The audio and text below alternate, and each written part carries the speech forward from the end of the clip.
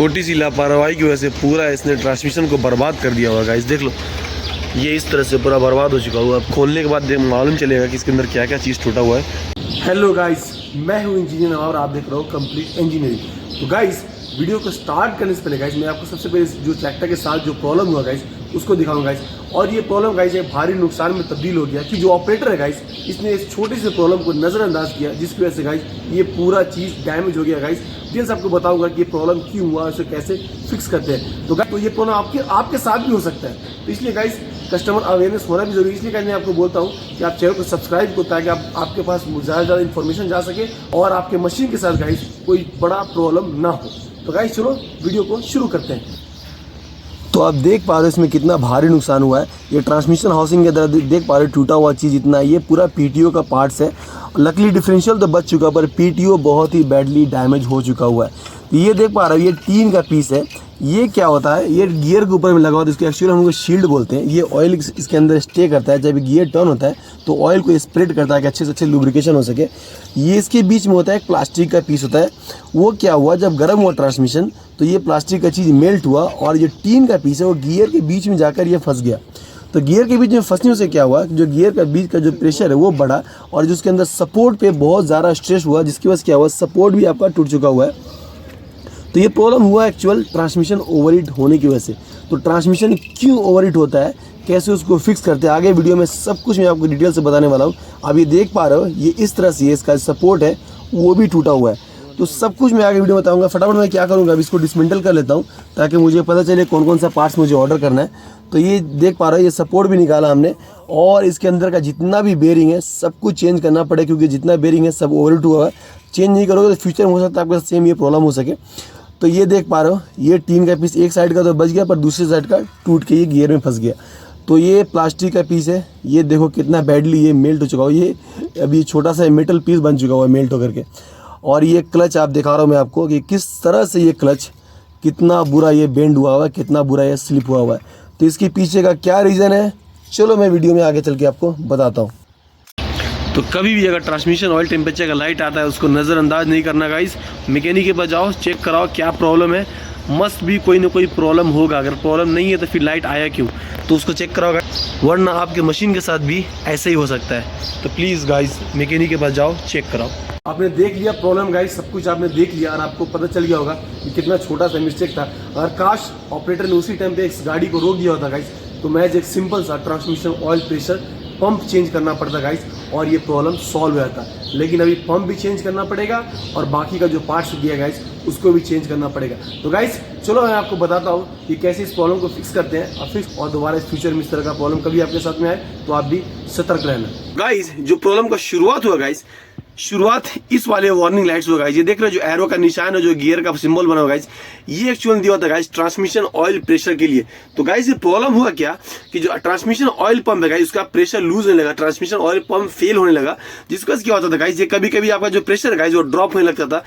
उसके वजह से गाइस क्या होने लगा, जब ये पीटीओ टर्न होता था गाइस तो पीटीओ का जो क्लच है गाइस वो स्लिप होता था, जिसकी वजह से गाइस क्या होने लगा कि जो ट्रांसमिशन ऑयल का जो टेम्परेचर गाइस वो बढ़ना शुरू हुआ। तो गाइस ये जो सिंबल दे रहे हो गाइस ये सिंबल है आपका हाइड्रोलिक ऑयल टेम्परेचर का। इसमें गाइस हाइड्रोलिक ऑयल और ट्रांसमिशन ऑयल दोनों एक ही रिजर्वायर में गाइस। तो आपका जो कार होगा गाइस उसमें ये ट्रांसमिशन ऑयल का सिंबल होगा। तो गाइस ये ट्रांसमिशन ऑयल प्रेशर या फिर हाइड्रोलिक प्रेशर का जो सिंबल आया गाइस, फिर भी वो ऑपरेटर ने इस कार को चलाना कंटिन्यू रखा, जिसका नतीजा ये होगा इसकी जो इसका जो पूरा हाउसिंग का जो पार्ट्स है गाइस, जो भी प्लास्टिक पार्ट्स था या फिर जो इंटरनल पार्ट्स जो गियर वगैरह गाइस वो सब कुछ टूट गया और ये सारा प्रॉब्लम होना शुरू हो गया। तो कभी भी गाइस अगर आपके ट्रैक्टर या फिर आपका कोई भी मशीन है गाइस, अगर ये दो इस तरह का सिंबल आता है गाइस, इसको नजरअंदाज मत करना गाइस। गाड़ी तो आपका चलेगा लेकिन जो बर्बादी हो गाइस इस तरह का बर्बादी हो आपके साथ में भी। तो देखो दो कंडीशन आएगा आपके पास जब ट्रांसमिशन आपका ओवरहीट होगा। एक कंडीशन में क्या होगा कि ट्रांसमिशन ऑयल प्रेशर का सिग्नल आएगा, उसके बाद आपका ट्रांसमिशन ओवरहीट होगा। दूसरे कंडीशन में क्या होगा कि आपके पास ट्रांसमिशन ऑयल प्रेशर का सिग्नल नहीं आएगा, फिर भी आपका ट्रांसमिशन ओवरहीट होगा।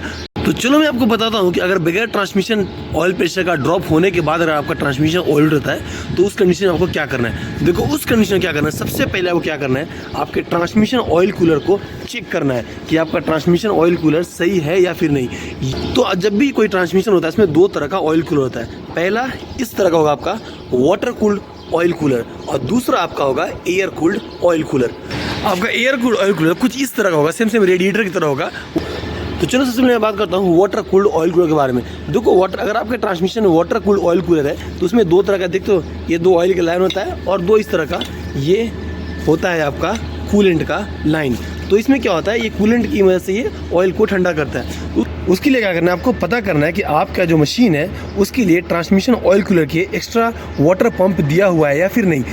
अगर एक्स्ट्रा वाटर पंप अगर आपको नहीं दिया हुआ है, इसका मतलब आपका कुछ ना कुछ कूलर में प्रॉब्लम है। जैसे इस वाले में एक्स्ट्रा वाटर पंप दिया हुआ है, तो ये देखो ये फैन के साथ में ये चलता है। तो इस कंडीशन में क्या करना है, सबसे पहले आपको इस वाटर पंप को खोलना है, चेक करना है कि इम्पेलर टूटा हुआ तो नहीं है। अगर टूटा हुआ है तो आपको इम्पेलर को रिप्लेस करना है, उसके बाद फिर आपको ट्राई करना है। अगर उसके बाद भी आपका प्रॉब्लम अगर सॉल्व नहीं होता है तो ये देख रहे हो, ये कभी कभी क्या होता है, ये जो कूलेंट का लाइन है ये ब्लॉक हो जाता है और जिसकी वजह से क्या होता है, वाटर का सर्कुलेशन नहीं होता है और आपका ट्रांसमिशन ऑयल ओवरहीट होता है। तो उस कंडीशन में क्या करना है, आपको इधर से या फिर किसी साइड से हवा के प्रेशर आपको ब्लो करना है और चेक करना है कि हवा यहाँ से निकल रहा है या फिर नहीं। अगर हवा सही से नहीं निकल रहा है, इसका मतलब आपका जो कूलर है वो ब्लॉक हो चुका है, इसको आपको क्लीन करना है या फिर आपको इसको रिप्लेस करना है।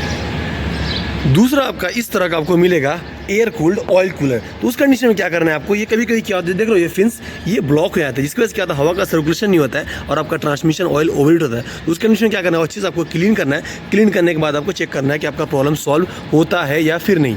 कभी कभी क्या होता है कि जो ये हाइड्रोलिक जो लीवर है, ये सिलेक्टिव कंट्रोल वाल्व का लीवर आता है, ये क्या करते हैं लोग, इसमें इस तरह से फंसा करके छोड़ देते, जिसकी वजह से क्या होता है कि हमेशा जो ऑयल है वो पंपिंग होता रहता है और इसका जो प्रेशर होता है पंप के ऊपर बहुत ज़्यादा पड़ता है, जिसकी वजह से क्या होता है, ट्रांसमिशन ऑयल ओवरहीट होने का बहुत बड़ा एक चांस होता है। तो कभी भी लीवर को आप इस पोजीशन में ला करके ऐसे न्यूट्रल में आपको रखना पड़ता है, ताकि अगर आप इस्तेमाल नहीं कर रहे हो तो आपके पंप पे कोई प्रेशर ना पड़े और आपका ट्रांसमिशन ऑयल ओवरहीट ना हो। अगर इन सारी चीज़ों के बाद भी अगर प्रॉब्लम सॉल्व नहीं होता है तो फाइनली आपको क्या करना पड़ेगा, ट्रांसमिशन ऑयल को ड्रेन करना पड़ेगा। कहीं से भी कहीं ना कहीं आपके अंदर पोर्ट दिया होता है ऑयल को ड्रेन करने का, तो आपको ड्रेन करना है। ड्रेन करने के बाद आपको चेक करना है, अगर उसके अंदर स्क्रीन फिल्टर है तो आपको स्क्रीन फिल्टर को देखना है इस तरह से कि इसके अंदर कोई मेटल पार्टिकल तो नहीं है। उसके बाद अगर यहाँ भी आपको कुछ नहीं मिलता है तो ऑयल के अंदर चेक करना है कि उसमें कोई मेटल पार्टिकल वगैरह फंसा हुआ तो नहीं है। अगर मेटल पार्टिकल अगर आपको मिलता है तो आपको ट्रांसमिशन ओपन करना पड़ेगा और चेक करना पड़ेगा कहीं इसके अंदर कोई बेरिंग या फिर गियर का टीथ या फिर कोई भी मैकेनिकल पार्ट्स टूटा हुआ अगर है तो उस कंडीशन में क्या होता है, वो घिसता है, घिसने की वजह से हीट का जनरेशन होता है और ट्रांसमिशन ऑयल का टेम्परेचर बढ़ जाता है। तो इन सारी चीज़ें करने के बाद आपका, मैं आपको दावे के साथ कह सकता हूं कि आपका ट्रांसमिशन ऑयल का प्रॉब्लम सॉल्व हो जाएगा। अब बात करते हैं दूसरे वाले कंडीशन की। अगर आपका ट्रांसमिशन ऑयल का प्रेशर ड्रॉप हो रहा है और उसके बाद ट्रांसमिशन भी आपका ओवरहीट हो रहा है, तो उस कंडीशन में आपको क्या करना है। उस कंडीशन में क्या करना है, सबसे पहला काम आपको करना है, ट्रांसमिशन फिल्टर को चेक करना है कि वो ट्रांसमिशन फिल्टर आपका कहीं ब्लॉक तो नहीं, इसकी वजह से आपका सही से ऑयल का सक्शन नहीं हो रहा है और आपका प्रेशर नहीं बन पा रहा है और जिसकी वजह से क्या हो रहा है, क्लच स्लिप हो रहा है, प्रॉपर लुब्रिकेशन नहीं हो रहा है, आपका ट्रांसमिशन ऑयल ओवरहीट हो रहा है। तो आपको क्या करना है, आपको दो तरह का फिल्टर बेसिकली आता है किसी भी मशीन में। एक इस तरह का स्क्रीन फिल्टर आएगा जो जाली वाली, इसको आप क्लीन करके वापस इस्तेमाल कर सकते हो, और दूसरा इस तरह का आपका मेन फिल्टर आएगा जो आपका कहीं ना कहीं कंट्रोल वाल्व में इस तरह से, या फिर अगर आपका कार है तो जो आपका ऑयल सम्प है उसमें आपका लगा होता है, उस फिल्टर को आपको रिप्लेस करना है। और अगर आपने फिल्टर बहुत दिनों से चेंज नहीं किया तो सबसे पहले आप फिल्टर को चेंज करो। चेंज करने के बाद आप चेक करो कि उसका प्रेशर का प्रॉब्लम सॉल्व होता है नहीं। अगर ये प्रेशर का प्रॉब्लम सॉल्व हो जाता है तो आपका ट्रांसमिशन ओवरहीट का प्रॉब्लम भी सॉल्व हो जाएगा।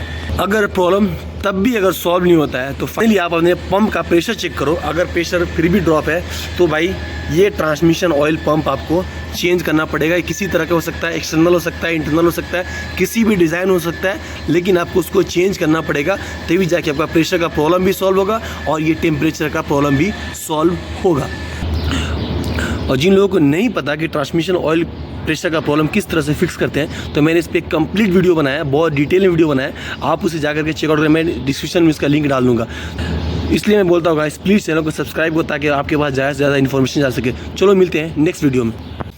भारी था मुझे सारी चीज़ों को फिट करने के लिए। आप देख पा रहे हो कि मैंने सारे बेरिंग को चेंज कर दिया क्योंकि मेरा बेरिंग गर्म हो चुका हुआ था, ये सपोर्ट भी मेरा टूट चुका हुआ था, तो ये मैंने नया सपोर्ट भी ले लिया हुआ है। और इसके बाद मैं सारे क्लच को इंस्टॉल करूँगा एक एक करके, और इसके बाद मैं इसको असेंबल भी करूँगा। और मुझे ट्रांसमिशन ऑयल पंप भी चेंज करना है। और ये सारे जितने हैं, ये सारे जो क्लच डिस्क हैं मैंने पूरे नया लिया क्योंकि सारा बेंड हो चुका हुआ था और सारा का सारा ये स्लिप हो चुका हुआ, तो मैं इसे रीयूज़ नहीं कर सकता था क्योंकि ये रीयूज़ होने लायक भी नहीं है। और इसके बाद बारी था मुझे ट्रांसमिशन ऑयल पंप चेंज करने का, तो मैं उसे भी चेंज कर ले रहा हूँ। तो इस तरह से ये मेरा प्रॉब्लम हो चुका हुआ फिक्स। तो आप भी इस तरह से अपने कार का, या फिर आप मैकेनिक हो तो आप भी इस तरह से प्रॉब्लम को सॉल्व कर सकते हो। और किसी तरह का कोई हेल्प चाहिए तो आप कमेंट करो, मैं इसका रिप्लाई करूँगा। चलो मिलते हैं नेक्स्ट वीडियो में।